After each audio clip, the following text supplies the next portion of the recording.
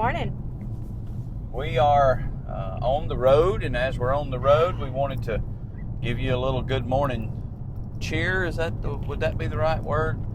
We are headed to our destination, and as we're headed to our destination, we record on Kelly's phone, and we used my phone for navigation, and when I typed in our destination, it obviously has taken us the back roads through every neighborhood between here and there. And I don't know why it did that. She said you must have had it selected to stay off of the highways, which I have been known to do. But we just wanted to come to you this morning, and it may not be this morning when you watch this, but good morning. Hope that you have a great day. Hope you've had a good morning. I'll let Kelly take a play here, and then I have one more thing I wanted to say.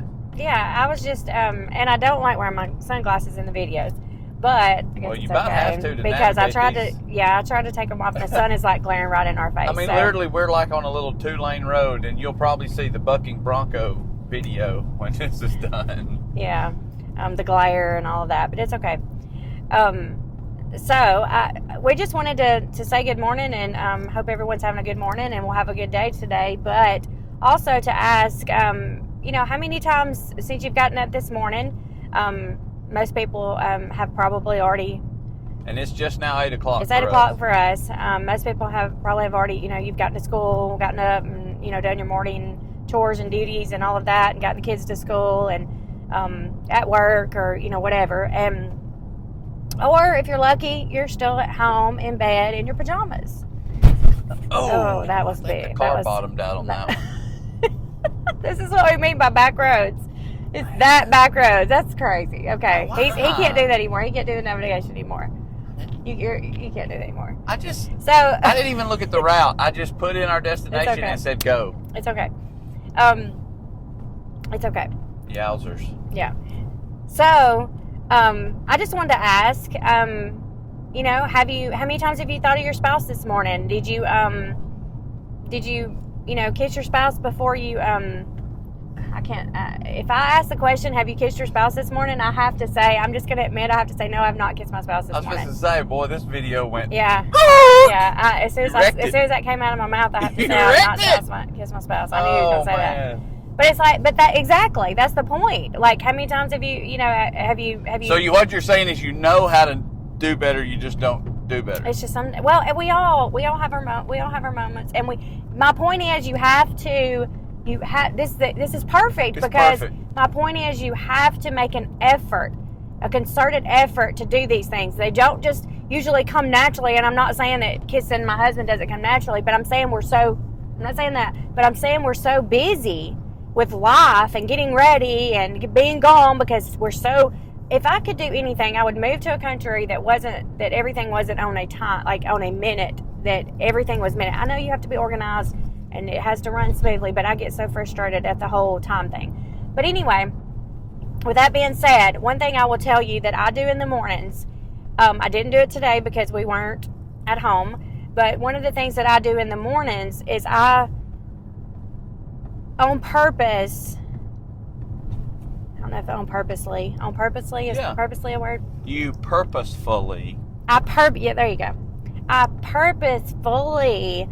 You had to make it an adverb. Yeah, make Chris's coffee before my own because it helps me out, and it puts me in the mindset of not being selfish. And I know that's crazy. I know it sounds crazy. It's something so small. But it does, because little things like that before in the past, I might have been, when we had 3 young kids, and everything was crazy, and if he were to ever, which he never did, but if he were to ever say, fix my plate, get in there and fix my plate, for supper or something, I would have probably turned around and punched him in the face. I would have wore that plate, not really. I wouldn't have punched him in the face, but I would have been very angry because everything, I was resentful.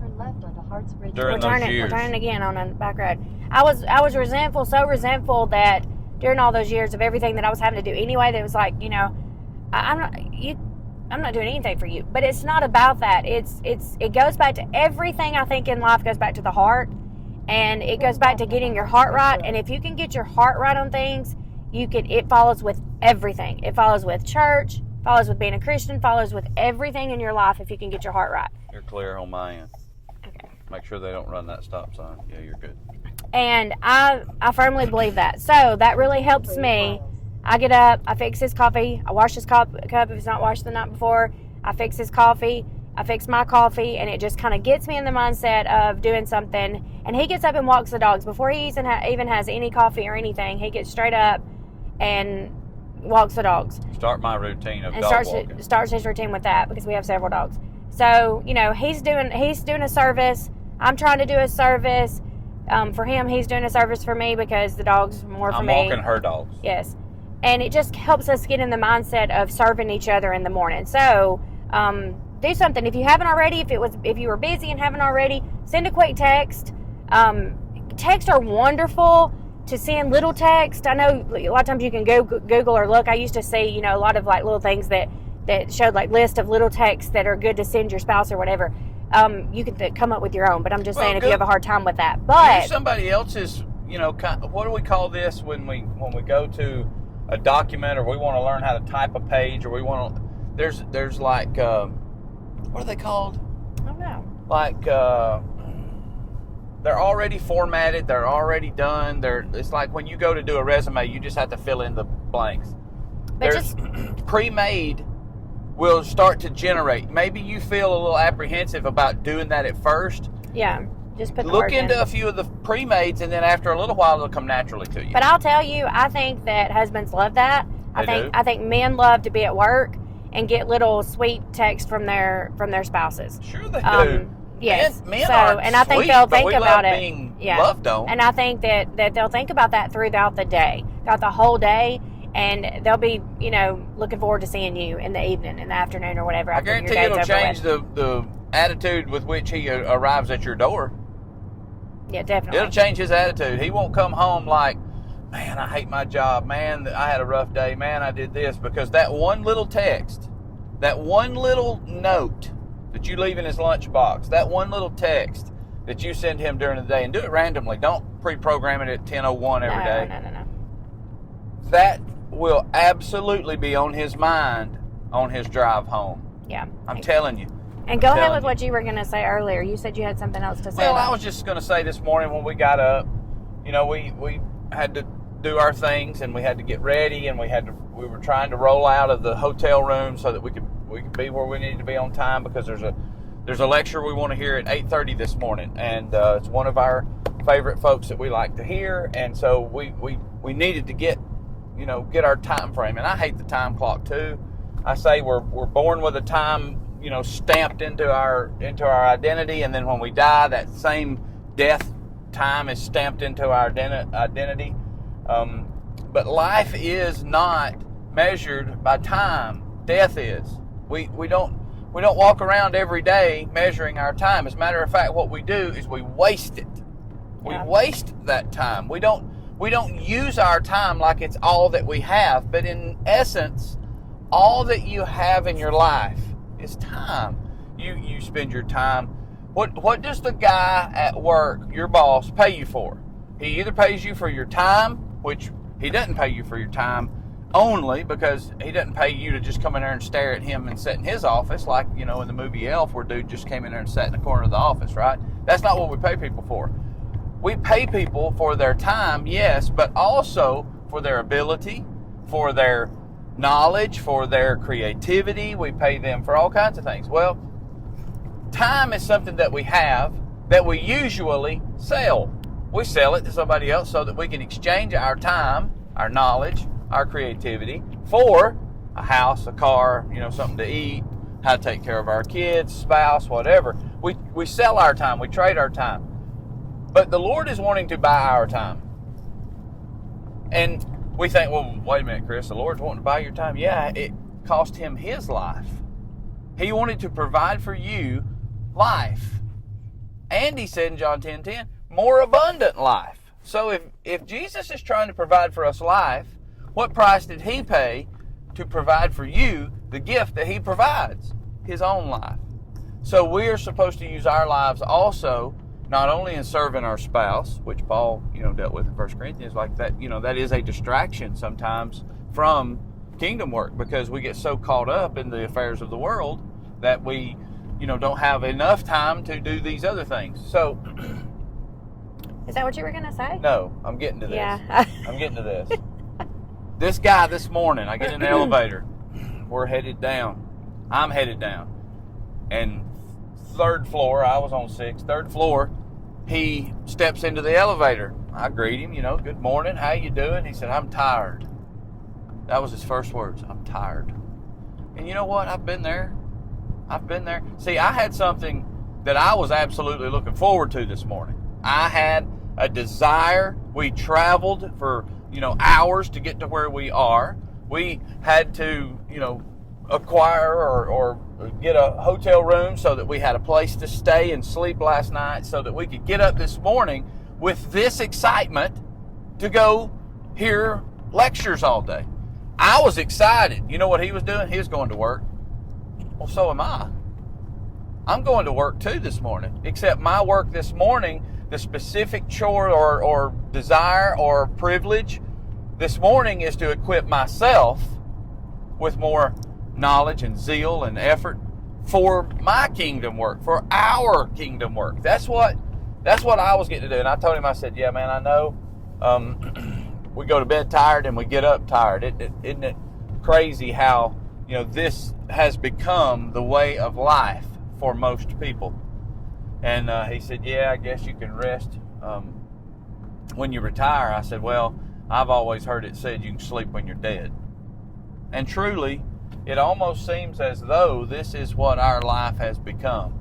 Go, go, go, busy, busy, busy, and never get to stop, and always tired. The relationship that you have with your wife, wives with your husband, it can become the exact same way as how this fella felt this morning. When his feet hit the floor and he prepared to leave that hotel to go to his job, he was tired.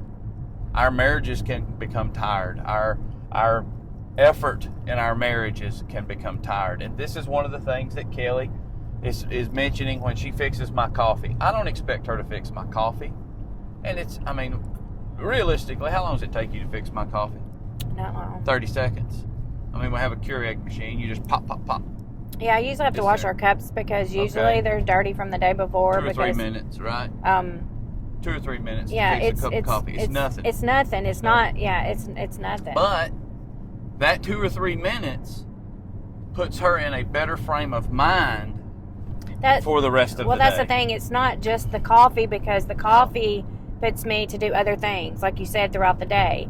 But it's the point of, in my mind, it's the point of, if I just go in there and slap my coffee on there first, and, this is me, this is what I do. It's just something that puts me in the frame of mind that I'm going to do for somebody else before I do for myself. And then it'll help me continue on throughout the day. So if your marriage is tired, if you're tired, if you feel like your marriage is in a place to where it needs a little pick-me-up, it needs a little spunk, it needs a little something, start that in the first 2 or 3 minutes of your day.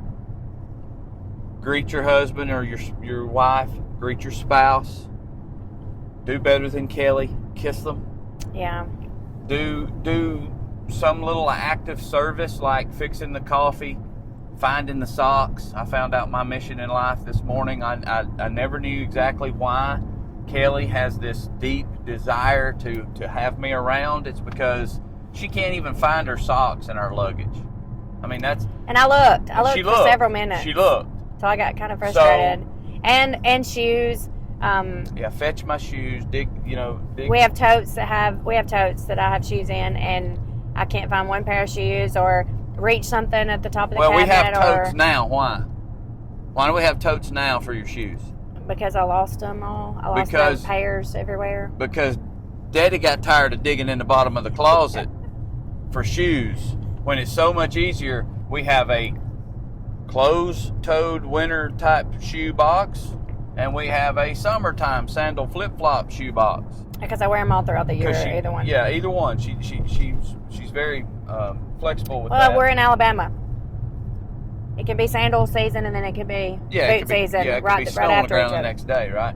Someone Yeah. said if you don't like the weather in Alabama, stick around 15 minutes. Yeah. So do something like that, you know.